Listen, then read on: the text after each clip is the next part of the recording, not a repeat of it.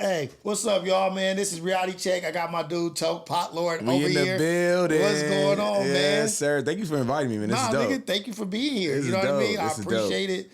We growing our viewing. We're growing the channel, and for you to come here is definitely a blessing and a favor to me. So I want to thank you for doing that, man. No, that's what's up, bro. I fuck with you, bro. You already know I've been fucking with you since forever, bro. Day one. Ever since I let you borrow my knife. Yeah, that's true. To open a beer. I was like, who got something to open this shit? This nigga pull out a fucking hatchet off his waist. I'm like, this nigga's Robin Hood. Like this. Hey, you never know you gotta open a beer or like this. Bro, I was talking about pulling a hatchet off his waistband, bro. I was like, this nigga crazy, bro. Ever since they was locked in. Oh shit. Hey man, and that was the funny thing is I was so fresh and so new to this space, nigga. Like I didn't really know what I was lost. I didn't know what was going on. I was like, okay, who? Okay, he's coming. Oh, okay, we're gonna ask like, all right, cool. Yeah. And you get there and like, hey, that's a cool ass nigga. Like this nigga cool as fuck. Like just chilling. And I was like, oh, okay. Now let me start doing it. Like started feeling my way out a little bit better. But like that was like my introduction. Like you was a part of my introduction to all this. That's crazy. You was a part of my introduction to all of this. It was you, Lush, somebody else, and it was just like, nigga, I need to figure out what I'm doing, nigga. What am I? That was a crazy time for you to get introduced to a lot. I was like, no, that's great. I ain't gonna lie. If that had to be me, if we was the other way around, I'd have checked out. Like, yeah, I can't do this right now, bro. I got other shit I gotta do. Man, it was a whirlwind. Yeah, that's a lot of shit. And then Flacco. Yeah. It was you, Lush, then Flacco, and I was just like, yeah, I don't know what's going on. Like, I don't know what this world is. I gotta figure it out. But I knew as soon as I met you, for sure, I was like, oh yeah, we locked in. This dude's cool as hell. Offered like, hey man, if you got some kids, we go surfing, we do this, I'll teach them how to surf. Yeah. I was like, for sure. Like, you know how you can read a character, read energy, like anybody that is like looking out for you but goes beyond you, like, hey, nigga, I got this going on with your kids. It's like, oh yeah, for sure. Yeah, off top, man. And I like, especially me right now, like, I like looking out for like the younger generation as far as like coming to like extracurricular sports like surfing, snowboarding and shit. I'm like, nigga, like bring your kids over here. Let's go do some shit. Right. Because nigga, I would love for this to be me as a kid. Like when I was a kid, nigga, it was none of this. It was none of this. So that brings me to a good question. Like, nigga, like how did that even come about? Like how did that surf life? Because that's, to me, that was like, even though I grew up in Long Beach, there ain't no surfing in Long Beach anyway. But like, how did that happen? How did that take place? That was literally all my dad, bro. My dad was the beach rat. Okay. You feel me? He was the beach rat, taking me to the beach every day. To be honest, I was really like skateboarding all the time. I was always skateboarding. And like I kept spraining my ankle, just doing like just little shit on a skateboard, right? When I was younger. And we had this good friend named Tonan, man. Shout out to Tonan from Venice. He was the one like, yo, one day I never thought about surfing. He's one day like, yo, told my dad like, yo, bro, like let me take him out surfing one time, like, cause they were good friends. Like, let me take him out surfing. And I was just like, you know, cool. I know how to swim. Like, you know, it's all good. Went out there. He threw me into a couple waves type shit, and I hated it. I ain't gonna lie. First time, I hated it. I hated it, bro. I was getting, nigga, if anybody's that's gonna be watching this, been surfing for their first time, they gonna know, like, you're gonna go straight in the water, sand in your mouth, all kind of shit. Yeah. Like, it's not fun. You're gonna get, do the wash cycle. Yeah, wash cycle. So it's not fun. It was until like 3 months later, I went again, like right after my it was so like that was the gap in between. It was 3 months. Yeah, it was like, so that was first time and second time. Yeah, exactly. Okay. So it was like 3 months later. It was like right after my like 9th or 10th birthday. I can't remember. But like we went out again, and then like some of my friends were out that I went to school with. Yeah. So they were out and they knew how to surf already a little bit, not as good, but they knew how to surf a little bit. So then I started trying to like, yo, I need to learn how to stand up so I can be with the homies. Yeah, exactly. You know, learn how to paddle. A little bit of motivation. So I forced myself to really learn. It threw me into a couple ways. I started standing up. I wasn't doing none of that before. I started standing up, learned how to paddle. And then after that, I was just with my homies in the water. I still wasn't as good, still trying to learn my way. But then after that, I was hooked to surfing. So, and I just kept it going from there. On and off, like, especially when I got older as a teenager, I didn't really have, like, I'm gonna say it, like, I didn't have niggas to surf with. Like, it wasn't like, you feel, I didn't have niggas to surf with. Exactly. You feel me? You feel me? It was like, you know, like the white homies, or in Venice, it was like a lot of Mexican homies too as well. And back in the day, Mexicans and black niggas didn't have a really good reputation, like, you know, a good little representation of each other. There, it was a little rough. So it was very hard. Even though some people were still cool, it was still hard. So I didn't have nobody to serve with. So I just stayed skating because all my black homies skated. Yeah. So I just stayed skating a little bit from like the ages of like, I want to say 13 to like 16, 17. Was Terry Kennedy a thing then at that time? Yeah, he was. Yeah, he was. Okay. He definitely was. So yeah, and then I stayed skating from like 13 to 17 kind of thing. And then kind of went, I was surfing like a little bit, but not as much. I was maybe like going once or twice a year. I didn't really care. And then I really picked it up. Once I turned 18, I picked it right back up. And I was just like doing some like dare to be different type shit. And I just went hard with it ever since. Okay, so if you picked it back up, but at that time, what was going on in your life when you picked it back up? Because was it like an outlet at that time? Was it an outlet for you, like therapy? Like, shit, this shit, I'm cool out here. No, to be honest, it was me like, I finally got a car. I can finally go do whatever I want. I can put my board in the back of my car. I can drive to the beach, go do whatever. I don't have to inconvenience nobody. Yeah, I don't have to be like, yo, please take me to the beach. Or take a fucking bus all the way down Rose or some shit like that. So I didn't like, it was cool. I had my own car. I was like doing it. So I was like, I'm gonna get back into surfing. Got myself another board and just like kind of retaught myself and just got better and better and better and just kept on with it. And then, yeah, man, just... It is what it is now, to be honest, on some shit. Isn't it like on real shit though? Like they always talk about water. Yeah. Like water being like an element of relaxation, like to get out there. Do you get out there? Are you in like a zone? Oh yeah, you definitely get in the zone, because I like to think of like surfing as in like, this is the only time you're not connected to the world. Because if you look at a map, the ocean is not connected to the land. Yeah. You feel me? So it's like the only time I feel like I'm not connected to anybody over there. Yeah. I'm doing my own thing type shit. And I know this might sound like some spiritual hippie-mippy shit, but like on some real shit, like... You're in space. Yeah, you're in space. Yeah, you're living your own world, bro. You're in a different world too.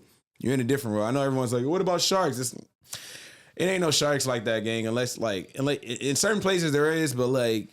If you ain't surfing in Alcatraz, yeah, if you surfing in LA, you got nothing to worry about, gang. Like, yeah, niggas be like, oh, it's sharks. Like, bro, yeah, maybe if you was in like fucking you feel me? What's that place called in Africa? J Bay, Jeffreys Bay. Like, yeah, there's a lot of sharks there. There's a lot of sharks. You feel me? Up north, there's a lot of sharks. Maybe like down south towards Mexico, but like, as far as them like really worrying about surfers, it's not that common. You feel me? It's not that common. Like. It's like getting banged on. Like if you in like you feel me? If you in like a normal area, the chances of you getting banged on are pretty slim. Yeah, exactly. You know what I'm saying? Exactly. Like it's pretty slim. Now, if you're in a getting banged on area, it's gonna be higher. So it's just like that. It's the same shit. Oh shit! And that shit was funny. A comedian was like, "Man, when you're in the wild and you get attacked by an animal, you're not getting attacked by an animal. You just being a part of the cycle of life." Yeah. Now, if an animal attack you in your living room, now you're attacked by an animal. Now you're getting attacked by an animal, bro. Hey, me, can you grab 2 waters real quick? Thank you. Yeah, you shouldn't be in once you go to somebody else's crib, you got to be able to, exactly live by their rules kind of shit. Right. And so I only ask these questions because it's super foreign to me. You know what I mean? Like my wife is a super water baby. Like she did synchronized swimming and just that's crazy. She loves the ocean. I get nervous with like tides and this and that with the kid. Like I get to the beach thinking I'd be so paranoid. Like, but why, bro? It's not that bad. Like it's literally like not bad at all. Like I don't know. Like something about my you should start going at low tide. I gotta go at low tide or something. But my like safety, like my protection shit, be. Let me tell you a story, nigga. It's like so. I'm Puerto Rican and black, right? Thank you, bro. And so we've been in Puerto Rico before, and the water's super chill out there, super clear. Mm-hmm. And so we out there just swimming, just doing our thing. No big deal. Like, nigga, the sun is out, it's tropical. And I was out there for a while, like on vacation, came back here. Like, I think that was like after 9/11, like maybe 9/11. I was out there for a month, got stuck in Puerto Rico, right? Yeah. Traveling with my yearbook as my ID. That's how crazy shit was. Wow. Okay. Nigga, before 9/11, I was traveling with my yearbook as my ID. Like, you see my name, Jason Rios, 5 over, 5 down. That's me right there. Yeah. So, but after 9/11, it was like, so I got stuck there. My dad had to go back, get shit. But I'm out there chilling in the water, like whatever. But then I come back here, and my cousin in La Habra, him and his boys going down Beach Boulevard, was like, oh, let's go to the jetty. Yeah, the jetty, yeah. The jetty, I think. Is that what it's called? Where that boogie board? Yeah, the jetty, yeah. And so I go out there like I'm in Puerto Rico. Like, nigga, I just jump in and like I'm just swimming like it's cool. And then like like it's cool. Like, and I come up and I'm like looking back towards my cousin. Yeah. And he's like, and I'm like, what the fuck is he pointing at? And I look and I turn around. There's no water at my feet no more. It's a set coming out the back. But like, nigga, it's like, it was wet. It was up to my knees or whatever. Like, and I look there, it's no water. I turn around and there's a wave. And I try to jump over it. Nigga. Yeah, right. Yeah, right. You, bro. Yeah, right. Nigga, I tried to jump over the wave. And that shit was like, I jumped, that shit picked me up and just slammed me on the ground, not into water. Boom. I woke up naked on the beach. Yeah, like, you got no shorts, no nothing, naked. You got starfish. That's what you call starfish. And like, you just butt ass nigga, but you go like this. I'm telling you, there's nothing you can do. And I didn't know anything about the jetty or whatever they call that shit. The Wedge. Yeah. Oh, the Wedge. The Wedge. The Wedge in Newport. I like surfing there. That's a fun spot. The Wedge, not the jetty. The Wedge. It was at the Wedge. And then they're like, yeah, a bunch of people died up here. I was like, nigga, y'all just let me swim like, nigga, I'm in some. No, the Wedge you would get. You can break your neck there, dude. You can break your neck there. I almost died. No, I literally almost died just doing some casual swimming. Yeah, you could break your fucking neck there, bro. Like, that's literally not a place to play with, bro. Like, it literally, when you go there, like in like. Because you got to park in a residential street when you go over there. Yeah. So when you go there, it literally says, whilst you're walking towards it, like, yo, experts only. Do not, because you will die. I've been to Puerto Rico. I'm an expert. I've been swimming for the last 3 weeks. No, nigga, you will die out there at the Wedge, bro. That shit is not a game. We went straight home. Yeah, that shit is not a game out there. We went straight home, and it was not a cool ride home. Yeah, that's just not a game. It was a bad experience, and it was like, oh, shit. Not that everything is like that, but I think that may have put like antennas up that don't need to be there. You know, it's crazy. You got lucky too, because the Wedge, it'll slam you, boom, put you up on the beach and just drag you right back in. They grabbed me. Okay, yeah, because they grabbed me. Yeah, okay. And so they pulled me up. So like by that time when I woke up, I was up on the sand. Oh yeah, that shit they pull you right back in, bro. I've seen that shit happen to many pro surfers and people like they not know what they're doing, bro. It's nothing you can do against Mother Nature. So it's like, I remembered the look on their faces, like as they were pointing, like to look, turn around. Yeah. And now I see why their faces look like that. Like, yeah, because that shit breaks hella shallow. Dude, like, bro, yeah, I've been in a Wedge a couple times, man, on some good swells, man. Like that's not a place to play around with. Oh man, yeah, that's not a place you want to play around with. So that's what may have triggered the safety shit at the beaches, and then like the kids and just like not wanting to lose sight. You know what I mean? Like, you should start off with like marinas or something where like little waves. Oh, that's where I take my kayak. Oh, okay. Right in the marina. I'll be acting like I'm in the middle of the ocean. All right, see, I ain't getting on no kayak. I hate boats. You hate boats? Yeah, I hate boats, bro. I get seasick, gang. Really? Wait, wait.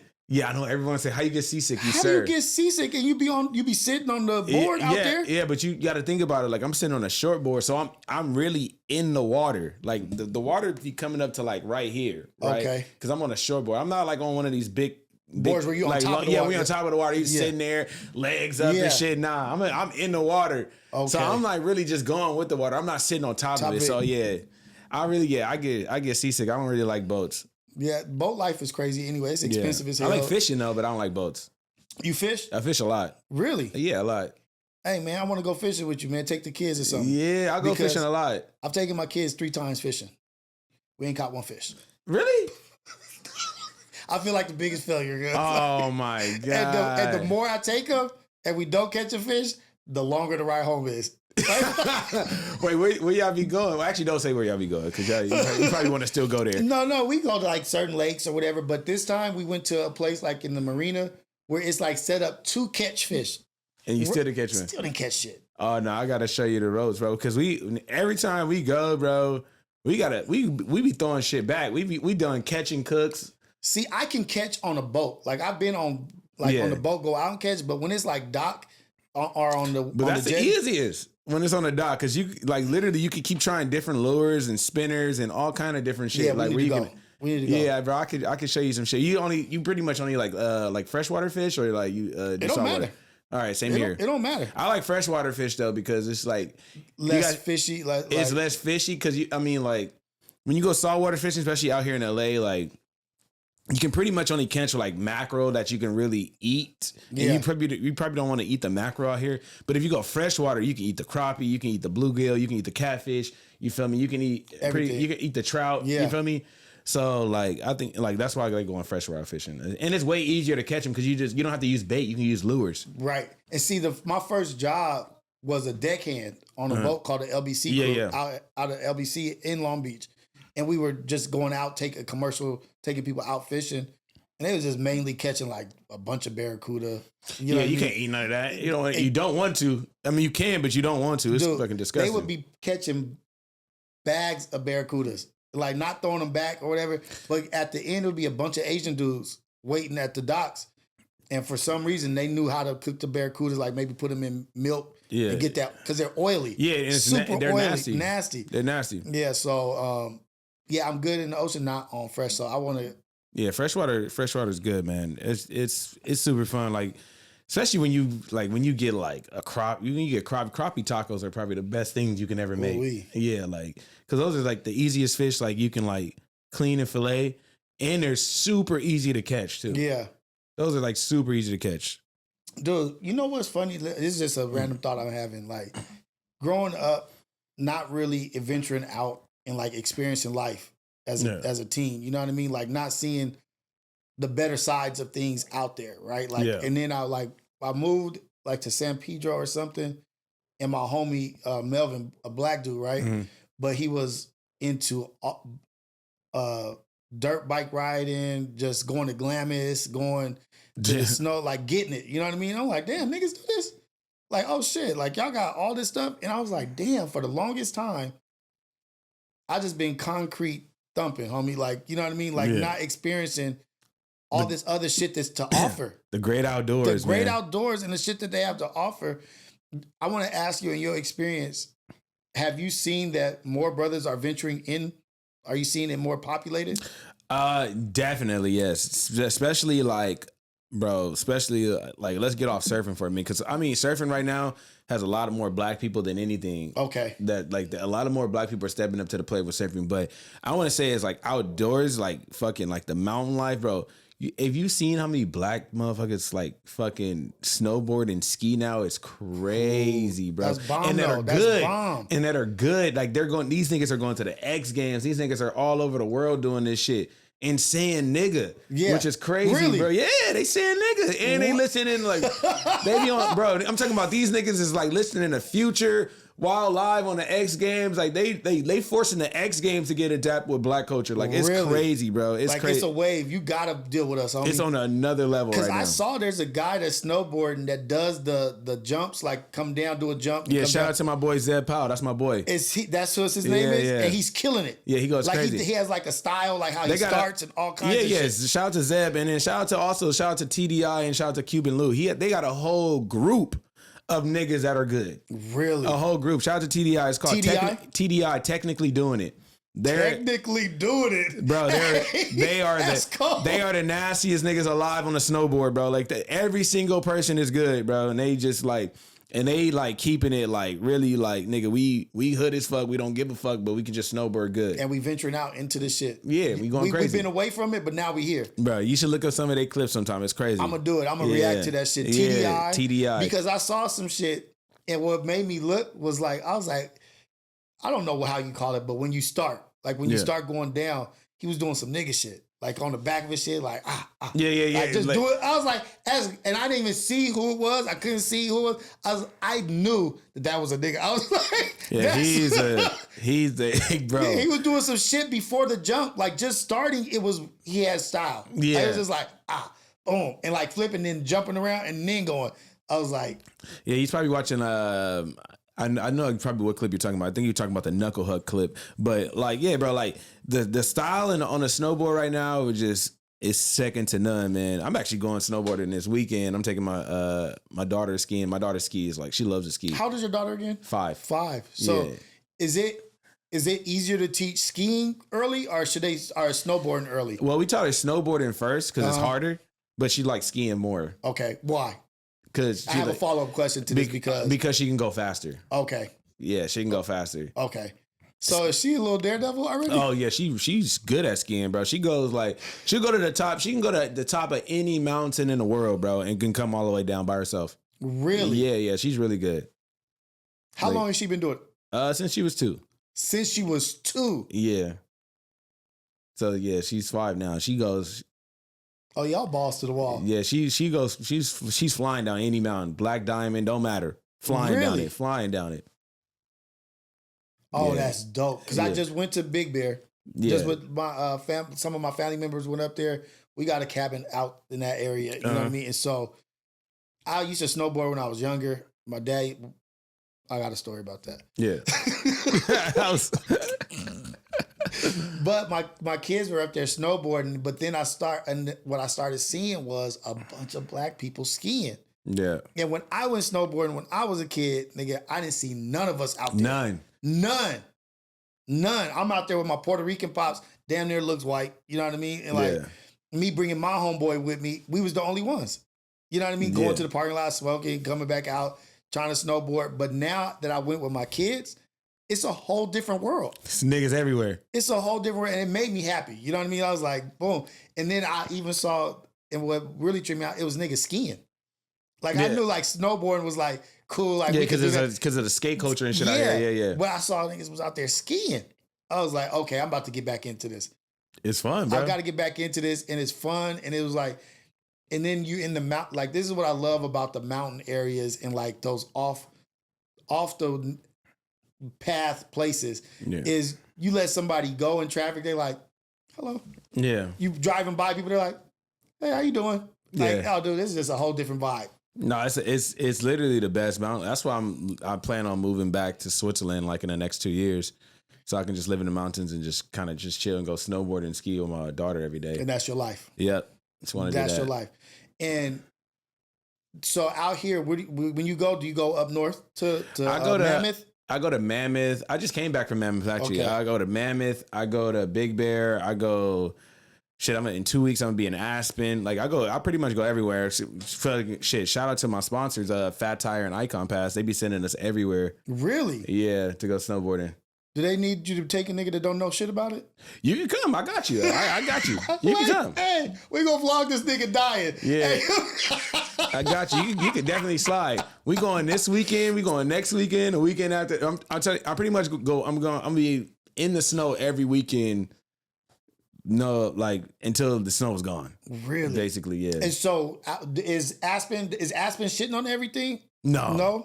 So where is your go-to? Like where it's like this is where it's at? Mammoth. Shitting Yeah. on everything. Shitting on everything. Can't nothing Why? like it. Massive? It's a big mountain. You can get lost there. That's what I like about it. So it's a big mountain. It has something for everyone. Right. Like if you like, steep terrain, you like little chill terrain, you like big terrain parks, you like small terrain parks. It just has something for everyone. Something for everybody. Even like for the kids, like.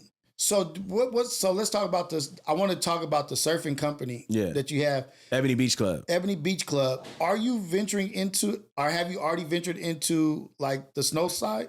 Okay, so it's not my company, so to say. I'm just a member. Mm-hmm. My homie Brick and my homie Gage own it. Mm-hmm. But we have already ventured into like the snowboard side of things. Okay. Like, yeah, that's how I got hooked up with Fat Tire was through that. What? Yeah. Really? And what is it? Is it called Beach? It's called Ebony Beach Club. Basically, we're just like a non-profit organization where we throw events where we bus inner city kids and we give them free surf lessons, wetsuits, boards, and all that stuff with instructors for the whole day for free. Super dope. You feel me? And then we throw a big party at the end of the night. type shit, and then we just have a lot of fun. That's probably what y'all see on Instagram and TikTok and shit like that. Yeah. But besides all of the party stuff, we do give free surf lessons for the kids and to anybody pretty much that wants it to learn how to surf and get into this field type that shit. So that's dope. That is coming back in May. Back in May. At the end of May, Memorial Day. And so that's what I was kind of wondering. Is that just going to be only beach, or is it going to be like teaching snowboarding and like because it's such a big field? For all so that right shit. now, I don't think this year we're doing any like mountain experience because we did do one last year. It was a hit, but like this year I don't think we have like the time to do it because we've been like trying to work on this permit where like the fucking city is not fucking getting on our ass for having these big ass parties because they're going viral on TikTok and whatever. So that's what we pretty much been working on, but. As far as like, if anybody does want to get into snowboard, please feel free to DM Ebony Beach Club on Instagram, and we can definitely get you with the right people that would teach you whatever you want to know. That's like, for dope. sure. That's dope as fuck. Yeah. So we're talking about you want to move back to Switzerland. How long were you in Switzerland? I lived there for 2 years. 2 years. Yeah, I lived there for 2 years. What made you come back? Mexican food. I'm not even joking, bro.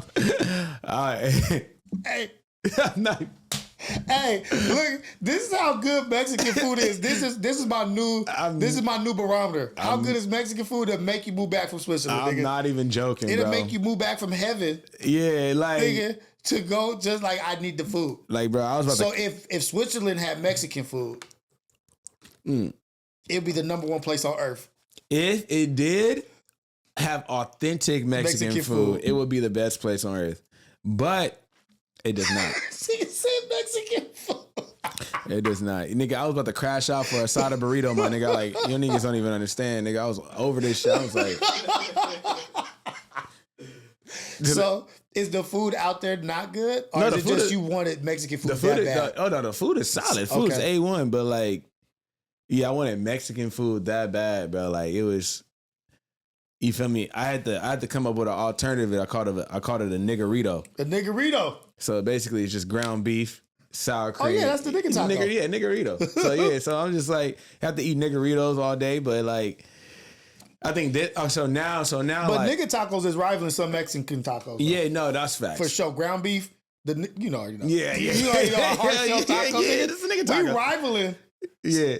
I'd say everybody who grew up black in Southern California, you got a little bit of Mexican. Yeah, because you eating tacos, nigga. Like we got a part of that culture. Yeah, it's a nigga taco, bro. The nigga tacos is crazy.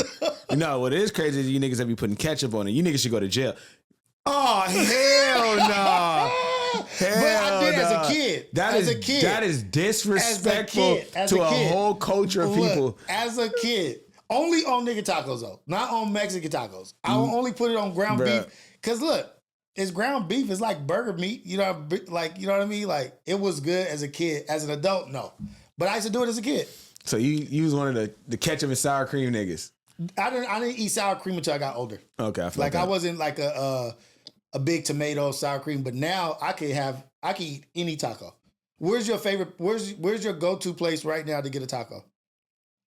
I don't really eat tacos like that. I eat burritos. Where's your go-to place to get a burrito? Amigos Tacos, Rosecrans and Hawthorne Boulevard. Amigos Tacos. Yeah, on Rosecrans and Hawthorne Boulevard. Killing everything, bro. Like, Jesus probably ate there once. Like, this shit is cool. This shit crazy, my nigga. Like, is it street? Is it just a street? It's like a little restaurant, but like, that shit is... It's gonna be niggas in the comments like, this nigga ain't lying. Watch. Hey. What? Oh man. So I'll tell you this. I have a couple. I will tell you about this one is nigga tacos. They serve nigga tacos like for real? Black owned business of black tacos. It's called Worldwide Tacos. It's right down the street. Yeah. It takes 3 hours for your tacos. Yeah, they can keep it. No. These tacos, and they have a 50, they used to have 100 different tacos. 100 different style of tacos. You could get lobster, lemon pepper. You could get shrimp. You could get duck, the duck burrito, duck barbecue burrito. Yeah. Everything. But the tacos, I'm telling you, next time you come, I could have done it this time because the traffic was so bad. I could have got us some tacos. 3 hours? Like, what are they doing? Dude, you have to go pay and you have to leave. You can't order it over the phone. You have to go literally there, get your receipt, and then frequent back to see if it's done. But I live so close, it's not a problem for me. But like, what are they doing to the food where it takes that long? So they have such different meats that I think this is my guess that they're going to buying the meat fresh. You know what I mean? Like going to get the lobster, going to get whatever, and then cooking it. And it's a small hole in the wall spot, tiny. Ayana. Nah, I think you know what I think. I think they got y'all all food. They like. Cause if I own a restaurant, you know how I would do it? I would make niggas wait forever to think it's fucking good too. Cause you waited so fucking long. This shit, this shit about to be fire. You hungry ass nigga. Like, this shit finna be fire. I would do that same shit. Them niggas just got it figured out. They got it figured out. Them niggas probably got like Elon Musk back there. Them niggas smart. Them niggas know something. I'm trying to tell you. Them Elon Musk tacos. Worldwide tacos are the best tacos. The top three for sure. Top three for sure. And then I got a spot that's on the streets where I get the El Pastor with the pineapple. Yeah, I don't like fruit with my food. You don't do? No, I can't have no fruit with those. So no pineapple on your pizza? No, hell no. That should be illegal. You be doing that? Ayana, tell this nigga about Worldwide Tacos. You never had Worldwide Tacos? No, I don't have 3 hours to like just. That's a fact. No, you do need 3 hours. But It's really 3 hours. Am I doing bad promotion for them right now? Well, I've heard that they've gotten better. But in the past, you needed to think. You need to plan out your day. See, they doing that I'm telling you, they doing that on He purpose. said that's why it tastes so good because you wait so long. They doing it. I'm trying to tell you, they doing it on purpose. Whoever is back there using 100% of their brain, smart. You know what? They are individually marinating your meat choice for those 3 hours that you're waiting. They're making sure that it's. If you That's think what we're tricking ourselves into. Don't mess up. Don't fuck our shit up. You think they marinating? Don't fuck our shit up, Tony. Like let us have our shit, man. Hey, that's why it's good because they're marinating it for that long. They getting a 5-star steak and a hole in the wall spot. I'm gonna tell you much right now. Them niggas don't give a damn. Them niggas back there doing whatever. And them niggas back there doing whatever. Smoke break. Hey, ask Manny. But it is the best crunch. Like it's just like. Ask Manny. Anybody that's had these tacos, ask anybody. He waited as long too. Yeah, he'll call me and be like, "Get those tacos." Wait, she said the crunch. You said the crunch is good because they're hard shell nigga tacos. Yeah, and I got another thing because they be sitting under the damn light so long. You ain't got no choice. It's not gonna get soft. This ain't no, it's not 7-Eleven. They don't have no like. I'm gonna take you there one day, and you are gonna hate that you said the things you said. We got to make a vlog out of this because that sounds 3 hours. Like we gonna do a timer. What are we gonna do for that long? We can go to Six Flags and back. Hey, no, we gonna say let's go surfing, nigga. That would be good. That would be good. That would be good. That would actually be good. Hey, we gonna go surfing, then come back and they gonna be like, oh, they're not ready yet. Niggas be like, okay, we gonna go snowboard. Yeah, that's crazy. Hey, no, I don't know, bro. Hey, Worldwide Tacos, y'all got to show me something because I don't think no tacos is worth 3 hours. Every bit of it. So Worldwide Tacos, and then I like little street tacos. Like I like street tacos. There's too. a burrito spot in Long Beach off of 4th Street called La Taqueria that has the best burritos. If you like burritos, yeah, I love burritos. I'll send you to a spot in. Actually, me and Manny did a food vlog. That's the one y'all did it at? Yeah, Yep. It was at the one on 4th Street. Bomb. But I think I've only been to Long Beach like twice. What? Yeah. How have you only been to Long Beach twice? I don't be having nothing to do over there. Like you wasn't that far from there either. Like you grew up not too far away. Yeah, exactly. So I only been there like twice, to be honest. I've been to Signal Hill. I know exactly. I smoked with a girl at Signal Hill one time when I was younger. Did you do more than smoke? Nah. I was just at Signal Hill. I just was smoking type shit. And then I think I went to some skate park. I don't remember which one it was though. I went to a skate park there. And then that's the only time I've ever been to Long Beach. Oh shit. It's way different now. Like it's got so much a lot to offer. A lot of food places, a lot of shit. Is that where you actually grew up? Is Long Beach? Yeah, Eastside Long Beach, born and raised. What high school you went to? Poly. You played on a football team? I ran track and played basketball. Oh, okay, that's what's up. Yeah. Wait, why you didn't go to Oregon, nigga? Don't all y'all be going to Oregon? My buddy Sammy went to Oregon. All them niggas be going to Oregon, nigga. Yeah. All them niggas be good as fuck going to Oregon. Oregon or USC. Yeah. Speaking of Sammy Parker, that nigga he's playing with coaching with Deshaun Jackson. You know, D-Jack went to Delaware, to HBCU. Yeah. Head coach. So they doing that this year. But yeah, man, Long Beach born and raised. That's it. So I wanted to talk to you about what up? Not controversial, but your crash outs. your classic crash outs. Oh man. What do they stem from? Like, where is this coming from? Like this anger that, like, cause you, to me, surface. Yeah. Cool is the other side of the pill. You know what's crazy? Cool as a polar bear toenails. And then, like this, is flame on. The Human Torch. What's up? You know that? what's crazy? Okay, so I've actually calmed down a lot from the crash outs, but you know what's crazy about that? I start off trolling. And then once I start trolling, I just can't stop.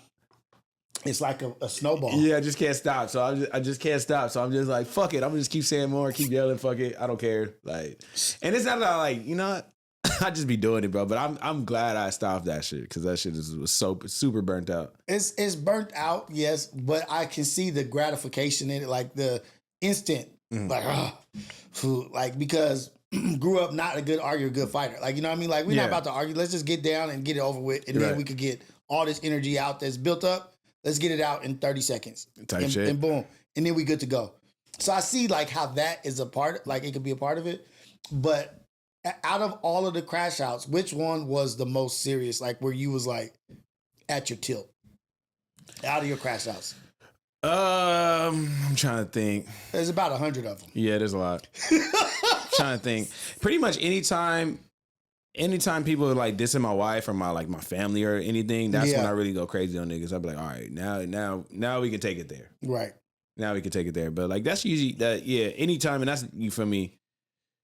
I'm trying to think when was the last couple times. I don't want to name anybody. You don't have to name anybody, but recently there's been I've seen stuff and I'm just like, damn, man, I want better for my nigga. Like I don't want these loser ass niggas to take my nigga out his square. Yeah. You know what I mean? Like, and that's what pisses me off. You know what I mean? Like, I'm watching, I'm not even mad at them. I'm mad at you. I'm like, if they get this nigga out, trick him out of his bag, like, I'm gonna be so pissed off. Yeah. You know what I mean? Because you don't need to be there. You know what I mean? Right. You building so much fucking shit. You got so much going on positive that there's always gonna be a loser weirdo that doesn't even care about nothing you got going on, but just wants you not in that spot. No, and you're right.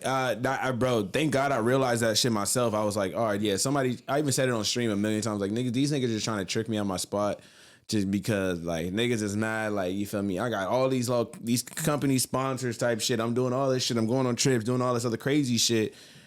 And they trying to bring me back down to a low ass argument type shit where it's like, I figured I started looking at things for what it was. It felt like I was just like, I'm punching down at this point. Like, yeah, they might have more viewers or more subscribers, whatever. But like, if you look at shit on paper, look at my life. Yeah, real life. Real life. Like no gimmicks, no podcast. Like if you look at shit on paper, I'm like, they it's kind of punching down. So I kind of just stopped.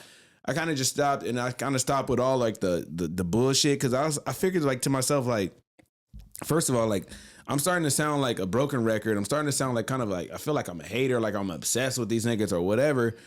And you feel me? My logic is you never gonna come up trying to hate on somebody, right? So I was I stopped all that shit. Then boom, nigga. Next week I signed a gambling deal. Really? Yeah. So it was just like it was just like that. So it was just like I felt like that. And then after that, once that shit happened, I was like, yeah, I'm not ever doing that shit no more, and I haven't since. There you go. Because I look at it and I'm looking at you, I'm like, and like you said, outside of this podcast stuff, like when it comes to real world, not even paper. Yeah. I'm just talking about just genuine happiness. You have a happy life. Yeah, it'd be fun, bro. It'd be fucking fun. That should be so fun. You live a great life. Your daughter has a great life. Your wife has a great life. And you guys are in a place of where we were a while ago praying and wanting. Yeah.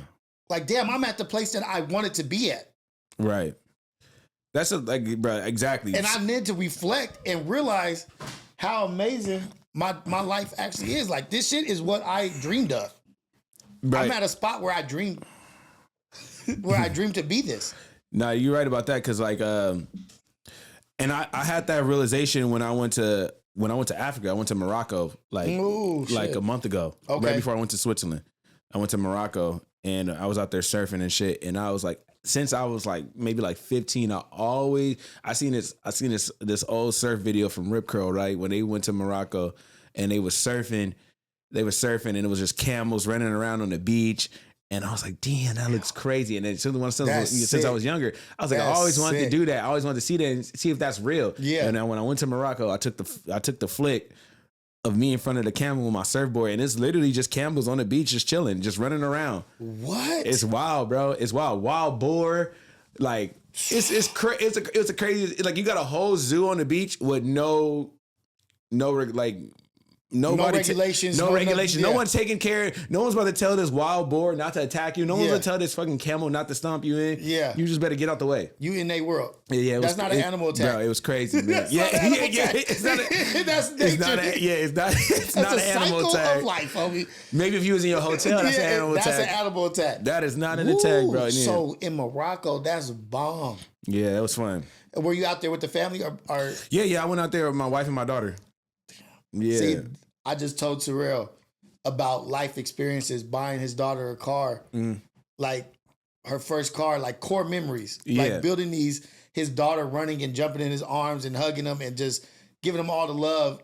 Like those are core memories that you building. Right. And these little imbeciles that are this big in the universe that don't matter, you know, when you do stuff like that, they're like, how am I taking him down? Yeah, how about bring him off his spot? They get you feel me? They get right on Reddit and then they try to run up 9 comments or whatever. Right. And you know how like and then you feel me? This is no disrespect to nobody that like to use Reddit or anything like that, but like I like when people talk about me on there, right? Because I feel like boom, like that person woke up and thought about me today. Mm-hmm. You feel me? How many people think woke up and thought about that person that's writing this shit? Nobody. So I'm like, you know what? Thank you, bro. I always look at something as a blessing. If it wasn't for you, they'd have nothing. Exactly. Type shit. You're welcome. Yeah. Type shit. So I look at all that shit as a blessing, bro. Like, and then plus, like, you can't, you feel me? It is no hate if you can't see it. There's no hate if you can't see it. You know what I mean? And it's not, there's really no effect. Type shit. This is empty. Yeah. This is really what you guys empty. And so I was just bringing that up to say, like, I see your value and I see what you have. You know what I mean? Yeah. And it's up here. And like you said, punching down like these. What? Yeah. Like, what do I look like, bro? What do I gain? There's no gain here. There's only loss. Yeah. Loss of time, loss of energy, loss of attention. You trying to distract me from what I'm focused on. Exactly. When I'm just chilling, like, and if you like ever seen, like, if anybody that's that's watching this, like, ever seen my streams, I'm just like chilling, listen, like, besides all like the crash outs and me yelling at people when people say something about me, but nigga, any of my regular streams, I'm just chilling, listening to music, we reacting to stuff, we laughing about shit. Like, that's what makes the Demon Gang so strong. They be like, how the fuck is this shit so strong? Because we just be chilling. We just be chilling. There's a bunch of niggas that just want to chill and have a good time and just laugh and like get away from work for a second. Just get away from home. Just like literally put their headphones in and just laugh a little bit. Right. Have a good time. Yeah, that's what it is. Kick back. Like, we here to chill, homie. Spliff mode. Potlord, something, nigga. We just hanging out. You feel me? Drinking. Kickback. Yeah, it's a kickback. Basically kickback, bro. And we just be chilling, drinking, having a good time, and you know, people can say whatever negative they want about that, but like that's what we do. We just be having fun. Right. Yeah. And so talking about you were in Morocco, then you went to Switzerland right after that. But let's talk about what happened while you were in Switzerland. Did the fire start while you were out there? Bro, the fire started when I was in. All right, so after Switzerland, I went to Italy for 2 days. Okay. So the fire started when I was in Italy. Oh, okay. And we could have just went home. So that's what was mad irritating about it, because I was like, fuck, we could have just went home. Right. We did not have to come to Italy. So I was like, fuck, bro, like I was kind of freaking out. I was really like, bro, I was super stressed out, bro, when the fires happened. But I can only imagine, because you can't do nothing. You're so far, like you just like, I'm just witnessing. And I'm paying attention to everything. Everything, bro. Like I'm paying attention to everything that happens, trying to get in contact. Yeah, what was that like, man? Bro, it was very like, Nigga, imagine going to Italy and not sleeping for 2 days. How about that? Like, that's what it was. Imagine going to Italy and not being able to enjoy Italy. Yeah, like you couldn't. Like, can't even enjoy this shit. Bro, can't do nothing. I was in Milano, bro. Just couldn't do anything. Nigga, I might as well be at a bus stop right now. Exactly. I stayed in the hotel the whole time, just watching the news, like, and like, nigga, we had, bro, it was just very, like, nigga, I already got a bad anxiety problem, bro. So I was just like, nigga, heart was on the floor. Yeah. Like, I don't know what the fuck going on. Like, nigga, I'm like, I just need to get back to my house to get this, and that. Yeah. And nigga, my this and that was my computer. Mm-hmm. You feel me? Yeah. I need my computer. Yeah. And nigga, I was like, other things. Yeah, I was like, yeah, my fucking, like, my IDs and all you feel me? All our, like, tax information, all shit like that. All of the essentials, nigga. All my essentials are in that house. Yeah, clothes and shit I didn't really give a fuck about. Like, you feel me? I didn't really give a fuck about clothes and shit. It was really more like, it's like personal property that, like, ties my name to my house and shit like that. Like my deed and all kind of shit like that. So that shit happened. And bro, then we finally touched down in LA. We drive home. Thank God I left my daughter at my mom's house. Yeah. So I left my daughter at my mom's house. We drive home. National Guard is blocking our entrance to get there. Said we can't go to our house.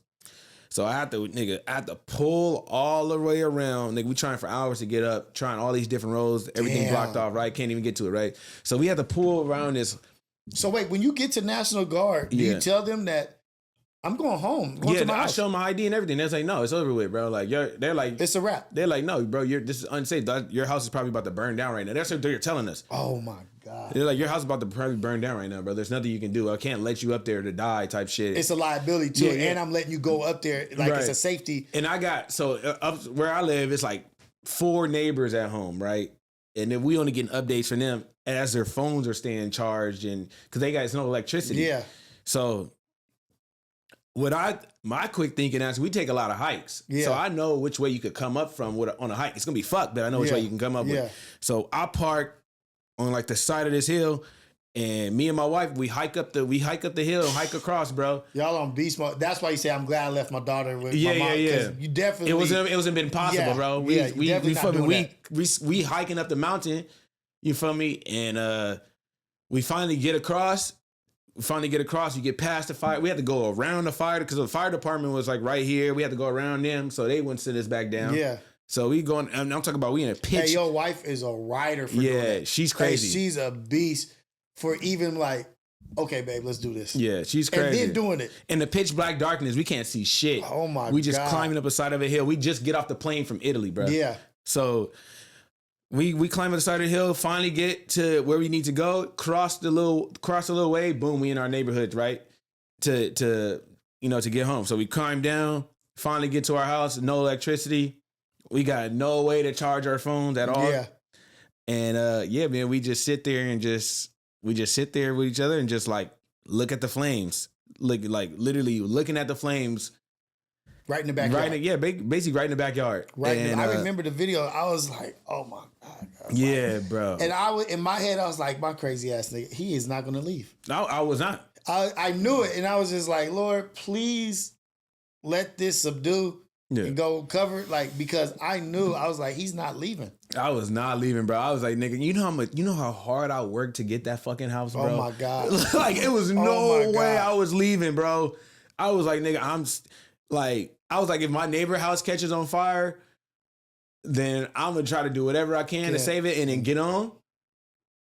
But other than that, I was just up to the very last minute. I'm going to do everything I can. Last ditch effort. And then, and then get on. I could sleep knowing that I tried my hardest. Exactly. Just, I can't, that's the shit. It was like, I can't deal with myself being a mile away, just hoping that I have to know I tried. Yeah, exactly. So I was just like, nigga, I was staying. You feel me? I had my water hose, everything ready. Yeah. We have like in my neighborhood we have like fire hydrants on everything for shit like this because we are in the hills. So we have shit like this already ready for stuff like that. So I had a big ass fire hose, like fireman fire hose, ready to go, pointed at my house. Like I was not playing any games. Like I was not even joking. Like, no, this fire hose is for my house. Yeah, it was going to my house. Nigga, I got this hose, nigga. Like nigga, you should have stayed back and fought for your shit because This shit is going to my crib, my nigga. I'm gonna tell you that much.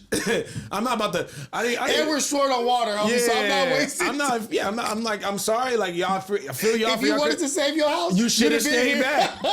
You should have climbed up that fucking hill. Just like I was not. Like now, if I seen one of my neighbor's houses on fire and it was nowhere near my house, where I would try to help it. Fuck yes. Fuck yeah, for sure. If it's between my house, and the neighbor down the street, nigga, I'm taking my house all day. All day of the week, nigga, every day of the week, bro. It's like, hell no. So that's really what it was. And then, bro, I got to give a huge fucking shout out to Elon Musk.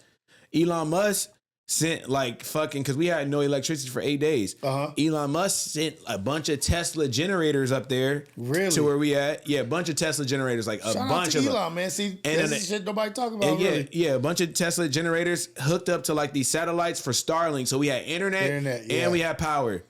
Like, you feel me? You had to go to one spot. Yeah. But shit, it was better than nothing. Yeah, it was better than nothing. Exactly. Especially when my car was all the way down the hill, so I couldn't get back to my car to charge my phone. I went there one time. Yeah. But I couldn't just go there whenever I wanted. Keep doing that. It was gnarly. It was a track. So I was like, I couldn't keep doing that, but yeah. Shout out to Elon. I don't know how he even got wind and like we niggas needed that, but he sent a bunch of motherfuckers up there. Like, I'm talking about on like day 6 of us having no power. Yeah. And bro, we had Wi-Fi, we had power. Shit was cool. Niggas was able to like, because a lot of people have like electric stoves up there and shit. So a lot of people was like able to cook food finally. Thank God, like I go camping a lot. So we had like our camping grill and all of our propane and shit like that. So we still was able to do shit, but like a lot of other people can do anything, bro. But very conservative do shit. Like, yeah, nigga, exactly. Like, let's do it in rations. Let's make sure we don't do too much here. Yeah, exactly. That's dope. And that's like what TF always talking about. TF and Apollo, he always talking about get your kits together. You know what I mean? Like, everything's scandalous. Get your kit. Gotta have you a kit together. Bro, no, for real. That shit was no game, bro. Like, that was some of the scariest shit I ever went through in my life, bro. Like, literally, I was just like, I never prayed to God more in my life. I ain't gonna cap, bro. Right. I'm not gonna even cap, but like, it was so personal, homie. Bro, it was so your life. And it was so close. My like, reality. Like imagine being so tired, but you don't want to close your eyes because you can literally see the flames out your bedroom window. Like, that's when it was sketchy, bro. Dude, I try to consider myself like knowledgeable about certain things, like have a little bit of information about a lot of different stuff. And I've always in my head been like the embers, right? Like the embers, they'll catch and they'll go with the wind. But what messed me up was they have videos and recordings of the embers. And I'm always thinking like fireplace embers. Yeah. You know what I mean? Like these little embers. Dude, they had embers that were huge. Yeah, they look like fucking craters. And they were hitting shit and exploding. Yeah, and I was like, oh, it's nothing niggas can do. It's nothing. You getting hit with bombs of embers, like embers that are size of basketballs. And they said some embers went miles. Yeah, the longest one went like 5 miles, bro. That's crazy. And like nothing. All right, so one of my favorite spots to surf, I'll say it now because usually I don't say it, but one of my favorite spots to surf on PCH is called Will Rogers Beach, right? Yeah. That's kind of like, if Will Rogers starts on Temesco, right, where the Palisades fire started, which is right there on Temesco where pretty much everything is, and it ends down on Entrado, which is way farther than like Santa Monica now, right? Yeah. And I'm talking about the ember traveled all the way from there, all the way down past the end and burned some structure that had nothing to do with the Palisades fire. Damn. Had nothing to do with it. That's what blew my mind. I was like, oh, dude, it was the right concoction. Yeah. It was just the right mix of everything to cause this destruction. Yeah, no, I knew this shit was serious when they started evacuating. Okay, so once they started evacuating Santa Monica, I was like, oh shit, I never seen Santa Monica get evacuated for a fire. You feel me? Like, that's a city. You know what I would have thought they'd have got evacuated for? Like, if anything, a tsunami or an earthquake or some shit like that. Nigga, like a fire? Yeah, for a fire in a city. And then when I seen so they like pretty much all the beachside Santa Monica was getting evacuated. Everybody out, right? And then when I seen Venice was next to get evacuated, I'm like, how the fuck is this shit ripping through like that? Like, nigga, this is a city. This is not like brush. I don't think people really understand that are not from here. Yeah. Like, nigga, no. This is cities. Yeah, like, this is downtown. This is like, nigga, like for anybody that's not from here, imagine just concrete burning. Yeah. That's basically what it is. Right. Just imagine just concrete burning for miles and miles. Like it sounds crazy, but that's really what it was. Like when I seen like, oh yeah, Venice is next to be evacuated. I'm like, how? How? What are you talking about? Venice is evacuated. Like, what do you mean? What is there to burn there? What do you mean? Like all this shit, like nigga, the shops is there is like metal or fucking solid concrete. A few palm trees. Yeah, like what are you talking about? Venice, evacuate Venice. I was. That's how hard the wind was blowing. But it fucked me up because I was like, damn, I'm always underestimating shit like COVID. When COVID was in China, I was like, okay, whatever. It's over there. It's never going to hit here. Yeah. That's how I felt about like Maui, like the shit that happened in Maui. Oh, that was just that was just somehow happened. That shit was here, homie. Like, and it was shit. Like, you can look out the windows in the city, nigga, like in the city. And see anywhere. Look in any direction and see. It was just like, that shit looked like a war zone, bro. Like, that was like, especially like where I was, bro, like, I was in between like 3 fires, gang. Like, even though one was the same fire, it was wrapping around my hills so crazy, bro. I would never wish that on nobody. Like, that shit was so scary, bro. I'm like, nigga, this shit is crazy, bro. So what's the recovery like for you guys right now? Like, what's in place now? Right now, shit, where I live, everything is super slow motion. My fucking canyon is still not even fully open. Damn. Because we got mudslides now. Right. Oh, the mudslides rain did cause mudslides? Oh, yeah, we got so many, bro. We're like... I know they were saying there was a possibility. I didn't see any reports, but it did happen. Oh, yeah. No, it did happen. Yeah, it did happen. We had like 6 or 7 mudslides within our canyon. And... that shit is just closed. And I think it's going to be because it's so much debris. I'm talking about literally, you can't even tell it was a street there. Like, that's how much mud and shit. It's like trees and like, it looked like it built a new hill. Yeah. Like, it's so much shit. And it's like, I'm like, bro, but as far as that and the fire, that shit, all they got to clean up, bro, it's going to take like, for PCH to open back up, it's going to take like 2 years.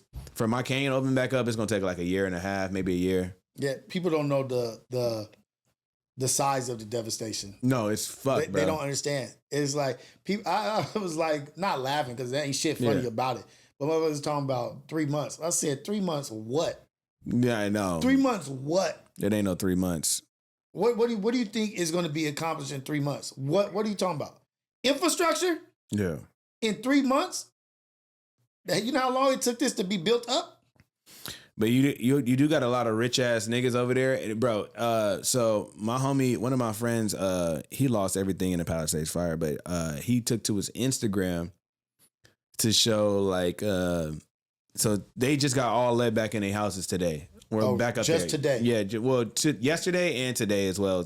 So basically the same shit. It's very new. So he was all up there, and he was filming this guy like. He was like, damn, some things never change. There's still a bunch of rich motherfucking snobby billionaires. And it was a dude, I guess he owned like 2 houses that was right next to each other. He came up there with contractors like, yeah, I want this bill right here. I want this, like this. And I'm like, damn, this nigga already. Right to it. But I had to hit him up like, yo, bro, you can't get mad at because niggas got money. He got money. He got bread. Yeah, you can't get mad. That's the benefit of having bread. Yeah, like you can't get mad because niggas got bread. But I feel you. Bro, because, like, you want to rebuild. You want to do your whole shit, but, like... And you may get your shit rebuilt. Yeah. But the having access of bringing shit and taking material and moving material, that's going to take a long... But the city of Palisades is never going to be the same. Oh, no. It's never going to be the same. No. You may individually build up your house, but you got to build the city back up. Yeah, you're going to be living next to nothing. You're going to be living next to charm-broiled shit. Like you living in Badland. Did you see the video of the bank of all like the safes sitting in the parking lot and shit like that? Oh, bro, it's crazy. Because you know those safes are like fireproof, right? But the whole bank burned down, so it just saves and safety deposit boxes just sitting in the parking lot in the Palisades, full of money. I said that. Look, it's crazy, right? Look, I was like, damn. I wonder if people are like when that happened. I was like, I wonder if they're you had your idiots doing. Like, why are you going to the houses and doing all this, like, dumb shit? I was like, I wonder if motherfuckers is hitting the bank. Are they too stupid? Nah, they had that shit on lockdown. Okay. They said the National Guard there first. They had that shit said, on fuck the houses. lock. We going over here. Yeah, they had that shit on lockdown. They are not playing with that. Ooh. They had that shit on lockdown. And it's crazy because it's two banks across the street from each other. There's a Bank of America and a Chase. Yeah. And they had all that shit on lockdown. What they did get though is all the money out the bank from like the grocery stores, all the ATMs and shit. Yeah, they did get all that. Damn. Niggas was getting all of that. Ooh-wee. Motherfuckers gonna take advantage of every situation. Yeah, no, I had looters by my house. You feel me? Type shit. Niggas, shit. I didn't see him. I didn't see him, but my neighbor saw him, ran him out the neighborhood with a shotgun. Yeah, you should have popped their ass too. Yeah, like that. Like I just can't stand people that take advantage of people when they're down. Yeah, like motherfucker, we already down. Yeah. You really. Bro, yeah, like I'm already down about to lose my crib. I would have risked it all for this. I would have crashed out. That's a worthy crash out, nigga. Yeah. Like I'm at my breaking point. You fucking with me at the wrong time. Oh yeah, like nah, bro. You know what? You not going home. You not making it home, buddy. Yeah. The fuck, I would have crashed out, bro. Like all nigga, your good days is behind you, homie. Nigga in your house while you evacuated, and then you pop up and nigga, please. What? Yeah, that's cold blooded, man. Yeah. But to talk about you and your wife, and like clearly from the story, she's a ride or die. I met her too. She's just a little cutie pie, little sweetheart. She's chilling, bro. And she's just chill. Every time I meet her, it's just nothing but just like joy, happiness. But she sounds like she's vicious though. They're like that. She's got like some. Like, okay, we'll get down and dirty. Like if we'll do what we got to do to make it. Yeah, nah, she's literally literally like you said, like a ride or die, bro. Like she's like the best person in the world, and she just always just down for the cause. Whatever's gonna make the situation better, she's like, let's do it. You know, so shout out to my baby, man. She's like literally, like I said, the best person in the world. How did you meet? How did you guys meet? Dude, we met on Instagram like fucking 12 years ago. Yep. Oh shit! Yeah, we've been together for 8 years. We met 12 years ago. Yeah. And she's where's she from? She's from Switzerland. Switzerland. Yeah. So did you? Is that how you went to Switzerland for her, or how did that come about? No, I had never been to Switzerland before I met her. She was actually she was like on a road trip down here by her. She came to America by herself type shit, and just. That's what a lot of Europeans do. If y'all niggas don't know, yeah, they travel by themselves. They travel, and they travel by themselves. I don't know why, but you couldn't ask me to do that. But she was just traveling, looking, sightseeing, doing like the regular, going to the Grand Canyon and shit. Because they're interesting. Yeah, that's why they're interesting people. They're like, nigga, I'm about to go experience life. Yeah, so she came to Venice Beach. I was working there, and we already knew each other, so she knew I was working there, and she hit me up to hang out type shit, and then we never stopped hanging out. Oh, that's vicious. Yeah. And then you went to go visit family out there. Yeah, then I went out there to Switzerland, visit how she has shit going on, and then she ended up moving out here, and then we moved. She moved out here for 2 years. Then I moved to Switzerland for 2 years, and then we moved back out here, and then this is where we at now. Dude, that's like so bomb. And you got your daughter now. Yeah. Like, what would you say? My daughter was born in Switzerland too. Your daughter was born in Switzerland. Yeah. So that means she has 2 passports. Two passports. Yeah. She got 2 passports. So let's get to this. We'll talk about the birth of your daughter, but let's talk about what your wife has added to your life. Like, what has your wife brought to you? Do you say that you didn't have? Like, I would say that I didn't have. I'm trying to think. Because it's a lot of things. Like, I would say she got me more organized. Like, I was very for sure. I was very, you feel me? I was very like all over the place before my wife came around. Like, you feel me? I had my own spot, my own car. I was doing it up. You feel me? When she first came around, I was doing it up, but like, I was just sloppy with it, like niggas. You just living life, nigga. Yeah, like, I was living life. My shit. Like, nigga, I'm gonna keep it a rack. Like, I probably never really mentioned this on camera, maybe a couple times on stream, but like, I'm gonna keep it a rack. Like, before I met my wife, I was doing like, nigga, drugs heavy. Like, I was doing Molly all the time. I was doing coke all the time. Yeah. And she kind of was like my breath of fresh air that made me stop doing all of that. Like, I don't need this. Yeah. Like, basically, she was to make my breath of fresh air, and they really like put my life into check, where I was like, you know what? I should like start to focus on other stuff instead of trying to like do this shit all the time. And then after that shit happened, I want to say we was together for like 6-7 months or something like that. Boom, this company Blessings. company reached out to me to do a pro model surfboard, bro. What? And that's what really changed my whole life. I'm like, bro, that's what really changed my whole life was that they hit me up to make a pro model surfboard. We was selling that shit in stores. That shit was going crazy because it was like unheard of. It's like some nigga with face tattoos has a board out in stores. Right. You feel me? So yeah, it was unheard of. So that shit was really going crazy. And yeah, that shit really changed my whole life. And she's the one that really got me in like order with like, yo, you should do this, do that. You should do this with your finances and shit like that. So shout out to my wife. She's the one that really, really helped me. Or else I would have fucked off all the money. Yeah, crash out. Did some dumb shit. Some stupid shit. Probably bought a Rolls Royce or some dumb ass shit. Bought a fucking big ass chain instead of a crib. Like, right. You feel me? Right. So yeah. And that's the reason why I ask you that is because I see similarities with my wife. You know what I mean? Like in the same walks. You know what I mean? Like me and you from the same walks and just coming from where we come from. And then I know for sure the added value my wife brought to me. You know what I mean? Like I was a good person, but my wife made me a great person. Exactly. You know what I mean? Like she added so much value in the way she was for me, in the love and the caring and the attention she was showing me was like, fuck, I want to be this for you. Like, I want to be able to reciprocate whatever this shit is you're doing.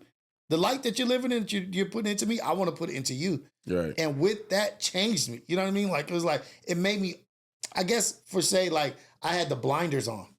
You know what I mean? Like, I wasn't seeing outside the blinders. You wasn't just doing your own shit. Yeah, that's how I feel like. Exactly. I feel the same exact way because before I met my wife, I was not snowboarding. I did not know how to snowboard.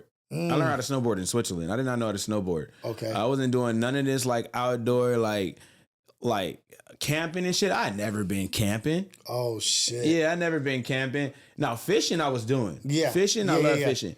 But like camping, as far as camping, being outdoors in the mountain, taking hikes and shit, I was never doing none of that. Ever. Dude. I was never doing none of that shit. Now we taking hikes all the time. We always camping. Like I'm always just on some outdoor shit. I always want to be outdoors. What does she think about California? Because to me, I feel like California is a gem. Yeah. Right? Like just so much to offer with the mountains, with the trails, with the beach. Is she like enthralled with like what Cali has to offer? No, so she likes it. So like, cause obviously you have the beach, you have the mountains, you have everything. But it's like, I feel like sometimes for her, it's a little too fast. Okay. And because if you ever been to Europe, like say like you go to France or something, that's more of like a faster country. But if you go to like Switzerland and shit, it's a very slow motion country. Okay. Like, you feel me? It's very like, don't talk too loud, chill out, like mind your business. Don't stay to yourself. No screaming, no running. Like it's very slow motion. Ooh, that's the kind of slow motion I need though. Yeah, it's very slow motion country, bro. So when you go there, you just really feel at ease. Like it's a relaxation to it. Like it's like, hey, what am I rushing for? Yeah, exactly. Mm-hmm. Bro, when I go to Switzerland, I try to just turn off everything. Like I will stream a little bit when I go out there, but it's harder to stream out there because you can't just be pointing a camera in people's faces and shit like that. So you got to kind of keep to yourself. And then if you do keep to yourself, people because that's not the norm at all out there. No, nigga. Fuck no. That stands out and you stand out like a...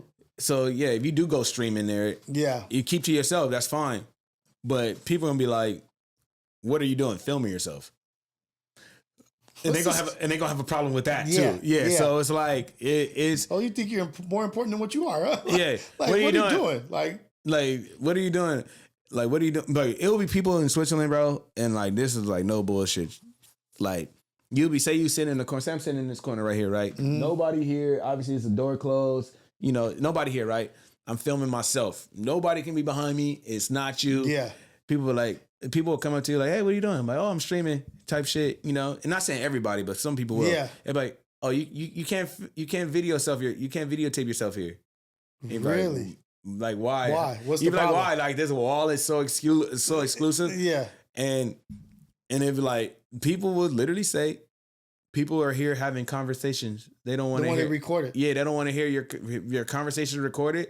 Like no, like it's not like nobody wants to give a fuck about their conversation, and they don't want their conversation recorded, nor do they want to hear yours. Oh shit. Yeah, bro. Oh, how did it? Are you used to it by now? Did it take a while to get used to it? No one's ever said that to me, but yeah, I know that's how people think.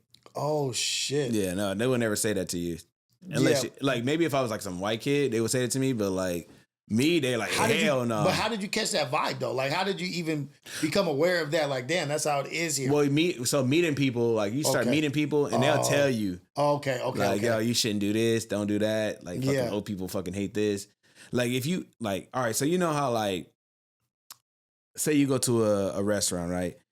And then you put your feet up on the chair, right? Which is super normal. Yeah. Super normal, nothing that big. Yeah. And in Switzerland, that is frowned upon. Like you put your foot up on a chair, the whole fucking restaurant to stand up.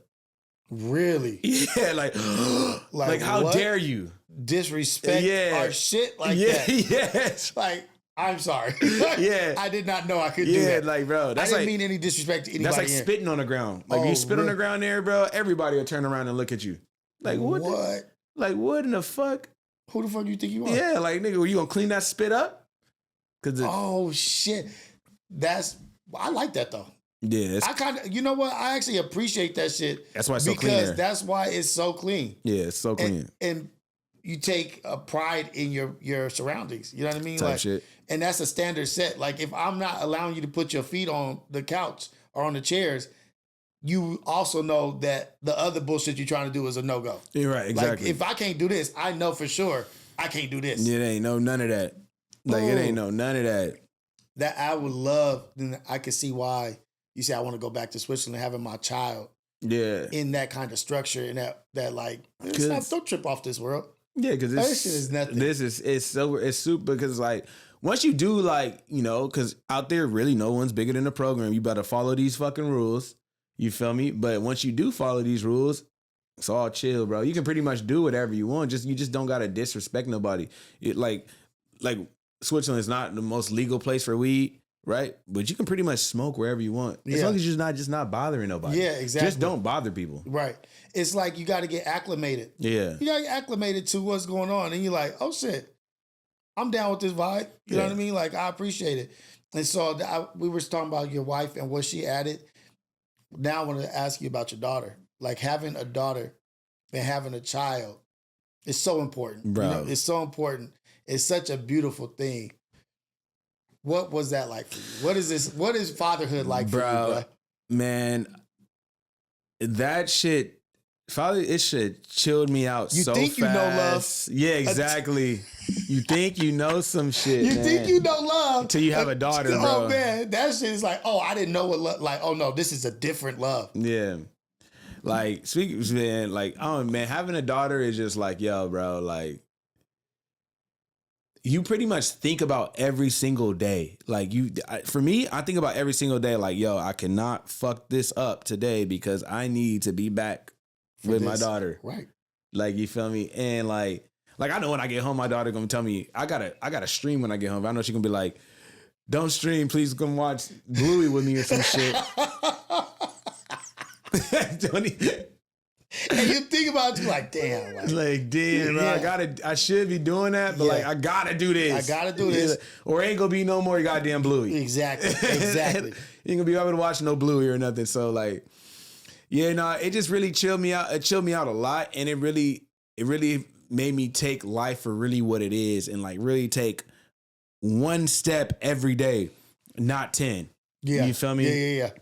Made me take one step every day where I'm just like, I'm before I do shit, I'm thinking about the consequences. Like, nope, shouldn't do that because you might not come back home to your daughter. Right. Shouldn't do that because you might, So I'm always thinking about that. I always got her in the back of my mind all the time about when anything happens. So yeah, man, that shit really just opened my mind and just structure of living to just something else that I was not ready for. I'm not gonna lie. Yeah, it's something like even as you're trying to explain it, you can't even explain it. Yeah, like the words that you're saying. There's no way to measure whatever this shit is. Whatever, I don't even know what it's called. I don't even know if it's love. I don't know if it's sacrifice.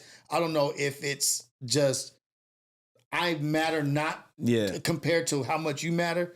Like, I will die 1,000 times for you to have another. Like, you know what I mean? Like, it's crazy. But when did it hit you? Like, damn. Because it hits you. It's going to be a moment. Like, it's a moment where you're like, oh, shit.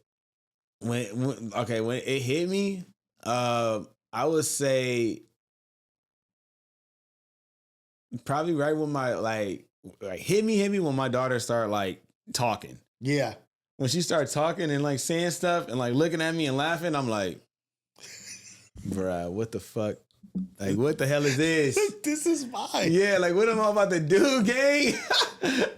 I was like, like, I know what I want to do, but when you're looking at them, you don't know what you're gonna do. You're like, how the fuck am I about to, like? Because the voice and the speech and the talk makes it go from a doll to a real thing. You know what I mean? Like, this is my baby. But then when it starts voicing and talking, it's like, oh yeah, shit. Yeah, like fuck, bro, like that. Yeah, that's probably really what. It's an awakening for sure. Yeah, that's really when it got real for me. I'm like, dang, she talking, she don't say dad and shit. Like, her first words was hot, like hot, because she was like, I would never forget. We were sitting at the table and she was eating some fucking like some like soup or some shit, and she went hot, and I was like bro, what? Like, what? No, I never get it, bro. Like, you know what I try to tell people? Like, the only thing that I can tell people, which is the truest statement I can ever say, and it's not a bad thing, but people can take it however they want, is like, your life will never be the same. No. You will, the life that you had before, it does not exist. Forget about it. It does not exist. And there's not a truer statement in there, because you could talk about all different kinds of levels of it or where it changes, this and that. Even your sleep changes. Yeah. Even just sleeping is different. Like you're never actually even, you may think you're sleeping, but you're still not fully asleep. Yeah. Because one noise, you're like, right. oh, like, what the hell was that? What was that? What's it? You're not, everything changes to the very smallest detail. Nothing about you is the same. Yeah, and it's fucked up because I still do that to this day. Where like, what the fuck was that? I got fucking stupid ass cats. I fucking hate them. So if you watching this shit, fuck y'all. I fucking hate those motherfuckers. So like your wife loves cats. Yeah, I fucking hate them motherfuckers, bro. And they chase each other all night. Oh, 3:30 really? in the morning. They don't miss a day. They don't miss a day. Like, at 3:30. 3:30. Full speed, like, let's go. Yeah, so cats, if you watching this one's for you, fuck you, little shits. Cats don't listen. You can't tell them. You can't tell them. Yeah. You can't tell them do nothing. You're like, stop. They're gonna keep running. They're like, gonna run away. Who is you? They gonna say Switzerland, nigga. Bro, you don't even understand. Sometimes when my wife leave, I just open the front door, just like hoping they run away. Oh my God. Deadass, I'll be like, yeah, I was just getting some air. Nah, smoking this shit in the house. Like, I'm just getting some air.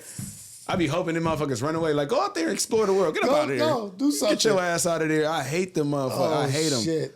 My dog Chippy, I love him, man. That's my dog right there. But the cats, man, they can go to hell. Oh my God. They can go to the hottest hell they can find. But that's talking about, like, nigga, your sleep ain't the same. You wake up to everything. Like, just your protection. Like they always say, motherly instincts kick in. They never talk about the fatherly shit that kicks in. Oh, because fuck us. Fuck us. Like, nigga, like, oh, sleep or protection or safety. Like, oh, you're getting this ready. You're trying to make sure that this is right. Like, fatherly instincts kick in. But the best way I can tell niggas is, like, you're not the same. You'll be different. And if you're not different, you're a piece of shit. And if you're not different, you are a piece of shit. Straight up. My God, man. You're not a dad, you're not a father. If you're the same, if nothing has changed, you are a piece of shit. Oh, God, bro. No, that's a real you're fact, a piece man. of shit. And shout out to all the fathers out there, too, for real. Shout out to all the dads, all the fathers doing their thing, taking care. And I know it's a lot of fathers out there struggling, trying to get to be in lives and stuff. I know every situation is not the same. But shout out to you. I know the struggle. I know it's real. But the beauty of fatherhood, like Keem, dedicated, present, not perfect. Like, that's why I love Keem's. Keem is a dope dude, man. Dope dude. Like, shout out to Keem. Congratulations. He just had his son. Shout out to Keem. Shout out to baby, yep. But that dedicated shit and that forward motion. Like, he has the best lines like of just saying like truth in the details, forward motion, present not perfect, data. You know what I mean? Like it's little shit. Those are like little affirmations. I mean, like I just need to be. I don't have to be perfect. I just need to be here. People can structure their whole lives around those words if you just listen up, dude. And he has bars. Like Keem really has bars. And shout out to Dedicated. Shout out to Keem. And shout out to you, man. You know what I mean? Like showing the world that we all don't fit inside of a fucking box. Yeah. We don't fit in. You can't marginalize us. Like, there ain't a box you could put me in. Yeah, no, for real, because like people always try to put us all in like the same like I had somebody reach out to me. It was like yo, bro, like I've been watching all like the gangbanger YouTubers. Like, where are you from? I'm like, I don't even gangbang, gang. Like I don't gangbang, bro. Like I don't. Like, what does that matter to you? Yeah, bro, because people are so, gangbanging right now is at an all-time high. People are literally obsessed with that shit. They're so invested. They're so invested. Did you get a DP the other day? Like, wait. Did you talk to Tiny Nutmeg or like what the fuck are y'all niggas talking about? I saw him yesterday. He did something that I think your gang doesn't agree with. Did you? Like, nigga, shut the fuck up. Yeah, like, what are you talking about? Bro, I'm a fucking dad. Yeah, bro, like you don't even understand like the I don't even, and it's nuts because like it's all over the world now for everybody to see, and people are thinking they know everything about this shit, and it's like, well, that's not Crip of you, and all like nigga, who the fuck? Who the fuck are you? This nigga live in Milwaukee. Who are you? In Milwaukee. Yeah, like nigga. Shout out Milwaukee, but I'm just saying, nigga, like you haven't. We're here in the thick of it, and we don't really know. We don't know everything that goes on. Yeah, nigga, the innuendos and all the shit. Nigga, LA is crazy. Yeah, you have a piece of what's going on here. They have one, like literally that shit y'all be seeing on like on redacted platforms and shit like that. That's 1% of the shit that's going on. Like literally 1%, bro. Like if we had, bro, I couldn't keep up that shit if I wanted to, and I don't care. Yeah, for sure. Like, nigga, like, I know what I need to do today. It's people that will be like, hey, so when did you get put on? Yeah. Like, I ain't gonna lie, bro. Like, you niggas that got, like, that are obsessed with gangbanging or that are obsessed with men need to be, like, you niggas need to be studied, bro, because it's looking weird, bro. It's looking weird. It is looking very weird. And this is how weird it's looking. It's looking like they're taking advantage of what, like they're being very like situational, like, damn, I'm gonna use this to my advantage as much, like you're being a bloodsucker. Yeah. Like you're a leech. Like you're using the worst of a place or the worst of somebody to promote them and market them with their worst. And you're using that to benefit from. Like you're not talking to none of the humanity. Yeah. You're not speaking about no life into him. You only speaking death. Yeah, that's like nigga, that's what you're basing shit off of, and you're cool with that. Oh yeah, you really don't give a fuck about us. Yeah, nah, this shit's sick, bro. This shit's sick, bro. I try to just pretty much stay away from all that shit, man. Like, you feel me? I try to stay far away from all that shit because that shit is not no place where you want. Because once you in it, it's gonna be hard to get out that motherfucker. Just like we see right now with other people. You feel me? It's very hard. He's looking. They stuck in it right now. He don't know what to do. You don't know what to do. He don't know what to do. He's like, fuck, bro. How do I get out of this one? He don't know what to do. And he keeps making it worse and worse. And he has no clue. And I'm like, yeah, bro, that's not going to end good. Got a lion in the house right now. Yeah. Nigga, you don't know what you're doing. Yeah, you don't even know, bro. Like, good luck. More power to it. And that's what I'm doing right now. Like, I'm just sitting back like, it's just a matter of time. Right. I don't want to watch the train wreck. I don't want to, but I know. Oh, it's coming. It's coming. There's nothing they can do about it either. Nothing. Like, and it's just like, damn, dude, okay. Like, I don't even know how he hasn't seen a history of banging ever to be like, oh, this is going to end well. Yeah. Like, what? That's going to end. You going to stay clean that long? Like, you think you going to knock, your hands ain't dirty? No, you're implicit, homie. Tripping. You're implicit. Like, it's so that's just the shit. But that's why I love what is taking place on the other side of the coin. Yeah. Like, I love what's taking place. I love what I'm doing here also. You know what I mean? I love my reality checks. I love being able to talk and not have an interview, but just have a conversation. Like, Right. I'm not going to ask gotcha questions.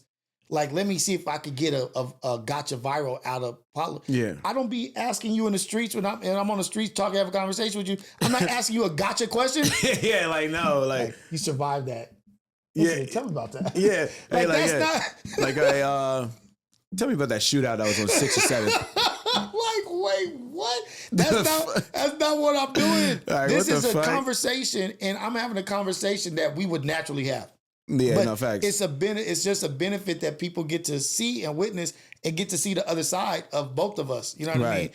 And I love that about this, because little dimes and little things that you're saying, dropping gems, is like an open window, open door into who Toke is. You know what I mean? Like, nigga, like, Type this nigga's shit. a dad. This nigga's a husband. This nigga is in Switzerland. This nigga's in the mountains. He's doing this stuff. You think you know who somebody is from a clip. Yeah, exactly. You don't.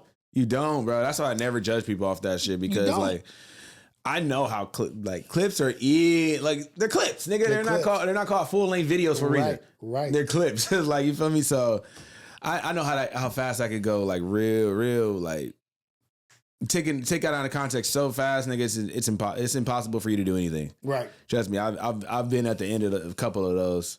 It's all good, exactly. Though. It's just clickbaity and motherfuckers trying to paint a narrative of you, but fuck your narrative type shit. And so this is I'll end this with this, because this is something I'm interested in, and I want to know. You're blazing a trail, like you're taking a path of your own, right? Like on Kick and doing stuff.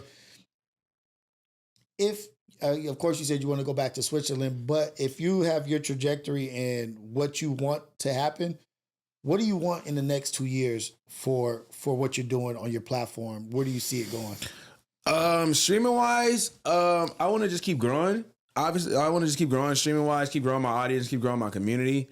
But I also want to get into like, because I do a lot of music stuff on my shit. I want to get into like managing artists. I want to get in. Yeah, that's what I want to do. Oh shit! I want to get into managing artists. I want to be like a A&R kind of person, like, because I do a lot of music stuff. I be having like labels reach out to me and like, you feel me, to reach out to me to like listen to people's songs. I used to do it though. I'm not gonna sit here and lie and say I used to do it. I used to take the labels' money to like, and they used to like send me people's songs and what's wrong with that? It's nothing wrong with that, but then I gotta be biased with my audience. And I don't like doing that. Oh, so you got to be like, hey, check this out. Like, yeah, like, oh, this is dope. You can't shit on it. Yeah, exactly. If you take the money, you can't shit on it. Exactly. Oh, okay. And usually I'm super, like, everybody knows that let's ever watch any of like my music streams or anything knows I'm blatantly honest when it comes to that shit. I'll be like, yo, even if you my homie, I'll be like, yo, this is, I ain't go cap, bro, this is ass. Well, yeah. You're like, this is ass. Yeah. You feel me? Or if it's good, it's good. Like, but so I had to turn that down and stop that shit and like take music seriously and for what it was and not think about it just like as a fucking like money grab. Okay. So yeah, that's what I'm really looking into. I want to manage artists and like really take it there, because I know what goes into like being an artist and being a functional person within this industry and shit, like getting booked for Rolling Loud and getting booked for all these big shows and festivals and stuff. I know what that takes. I've been there. I've done it. You feel me?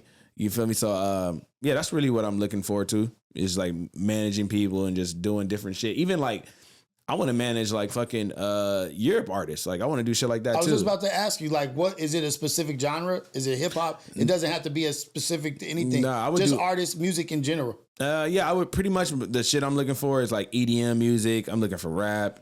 Maybe it's like some like UK drill, maybe. Okay. But other than that, yeah, just like rap, EDM type shit as far as like Europe goes. Okay, so then my question, I don't know. This is like Punsfield. You know what I mean? Like managing A&R. So would that mean that you need to have a record label? Or that means you need to have your own record label? Yeah. Okay. So I do want to start my own like label and feel me, Spliffmo Records. Ooh. And yeah, I want to start that. And yeah, just see where it goes. Cause I have like, especially in my community, shout out to the Demon Gang. We got a lot of talented artists that are like just literally crazy. Shout out to 214 Freddie, Dark Side E. Shout out to Hope. Shout out to Cargo. You feel me? Fuck Petey. We got some people in there, man. So hey, so what I did notice about the Demon Gang, Yeah. Demon, yeah, I was gonna tell you that. Yeah, I was gonna tell you that earlier. I like that. I like, where do you get that hat from? I think I asked you this before. I got it from Crenshaw Mall. Yeah, Crenshaw Mall, man. You be going up there? You brave. Yeah, I be going, nigga, I go everywhere. Like there ain't I go to the jungles, I go to Baldwin Park, I'm everywhere with my head up and my chest out on some positive shit. And everybody, I'm telling you, and I'm from the east side of Long Beach, and I don't fuck with nobody, and nobody fucks with me. They let me go. You can read energy. Like, I ain't trying to take no money. I ain't selling no dope. I ain't trying to be over here banging. I ain't trying to be bigger or badder than anybody. Because I know I'm not the baddest nigga in the world. Yeah. And guess what? I don't give a fuck to try to be. Yeah. Nigga, I'm trying to make it home. So I'll be everywhere. I'll be at Slauson Mall, Swap Meet, nigga. I don't let anything steer me away from being me. But what I was going to say about your crew, your Demon Gang, is seeing them on the Let Me Cook or whatever that was with Pun. I got to do that tonight with Pun. Oh, are you doing that tonight? Yeah. Oh, that's right. Oh shit. Okay. Yeah. What I noticed is that your people are like streamers. Yeah. Like they have the whole setup. Yeah. No. Nigga, that shit shocked me. I was like, oh, these ain't just no regular. These ain't just no niggas, just a regular. Oh, I'm gonna get on my phone and talk shit. Like, no, they got setups like this. Yeah, they got setups. Like, and they not even streamers. They just niggas that just like. That's why we call, bro. That's why shout out to the Demon Gang. That's why we call ourselves the Chili Crew, because we just be like, these niggas be up and above and beyond. Like, dude, I'm telling you, that's the one. Like, yeah, of course the drama going back and forth. But I'm telling you, the takeaway for me was every time I was like, damn, that's a nice mic. Yeah, niggas got setups. That's a pretty good lighting. Niggas was not putting their phone up against the camera set up real nice. I'm like, shit, maybe I need to set my No, your shit, this shit set up nice. Hey, yo, I walked in here and I'm like, this nigga real got it popping in here. Like, hold on, nigga got it popping. I'm just trying to be like y'all, man. I'm trying to be like Demon Gang, man. Type shit. Y'all got it popping. Shout out to the Ace Pip. Shout out to Demon Gang. But I saw that was a big takeaway. I was like, oh shit, niggas, they doing shit over there. Like I don't know what they do. You said I was taking it as like, oh, he's got streamers that fuck with him that are. Now some people are streamers, but a lot of people aren't. Niggas just like gamers or just listen to music. Mic and they doing, okay. So yeah, it don't even be streaming, just like gaming or just a computer savvy. We got a lot of computer savvy people that watch the streams. That's dope. That's dope as hell. Yeah. Shout out to you. Shout out to everything you got going on. Shout out Spliff Mode. Shout out everything you got going on. Blessings to you and your family, man. I'm gonna pick your brain later on about like Kick and like how what platform you use to stream there. Yeah. And all that stuff. But I see you doing really well, man. Like, I see you living a good life. And I want you to always remember, live in the moment, be in the now, and know that niggas is always gonna try to trick you out your spot. But they can't. Yeah. They cannot. They cannot. As long as you keep that goal right there, like nigga, like I got my eye on the prize. Yeah, man. It cannot. Not anymore. You could have got me a year ago, but now it's over with. As you done fucked up, you let me get here. Yeah, you feel me? Hey, got me a year ago. Got me a year ago. Should have got me a year ago. Now I'm like, I don't even give a fuck. Right. You can say whatever to me. I wouldn't even give a fuck. There it is. Don't even give a fuck, man. This is Reality Check. We out, man. Yeah, man.